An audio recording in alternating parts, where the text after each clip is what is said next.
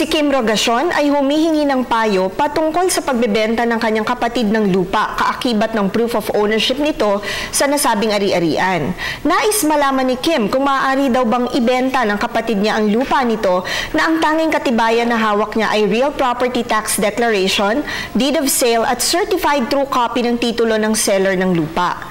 Kim, mula sa mga impormasyong ibinigay mo sa amin, lumalabas na ang titulo nga ng lupa na ayon sa iyo na pag-aari ng kapatid mo ay nasa pangalan pa ng nagbenta nito.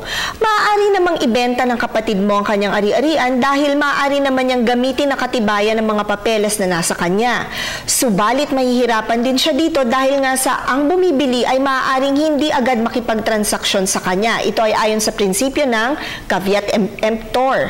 Ayon sa karamihan ng desisyon ng Supreme Court, ang tax declaration o amilyar ng lupa, lalo na ang tax declaration na kinakailangan naka-annotate pa sa titulo ng lupa, ay hindi conclusive o matibay na katunayan ng pag-aari.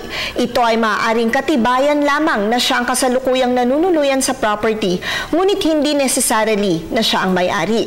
Dahil nga sa hindi conclusive ang hawak ng mga papeles ng kapatid mo patungkol sa pagbebenta ng kanyang property, ang bumibili ay dapat na mag-ingat patungkol sa nature ng bilihan. Sa kaparehong kaso ng Karam versus Laureta ng GR number L-28740 ng Korte Suprema, sinasabing ang rule of caveat emptor ay kinakailangan na ang bibili ay dapat na maging maingat patungkol sa titulong hawak ng nagbebenta ng property. Kinakailangan na i-check nila ang titulo ng vendor dahil kung hindi, ang buyer ang mismong sasalo ng risks at losses kung sakasakali. Ang rule of caveat emptor kasi ay applicable sa mga purchaser ng property. Ang dapat gawin ay pumunta sa Register of Deeds upang malaman ang pinagmulan ng karapatan ng iyong kapatid patungkol sa balak niyang ibenta na property. Tandaan ang aming opinyon ay limitado lamang sa mga impormasyong inyong ibinigay sa amin at maaari itong mag-iba, depende pa sa karagdagang detalye. Malaya po kayong makakakonsulta sa inyong napiling abogado.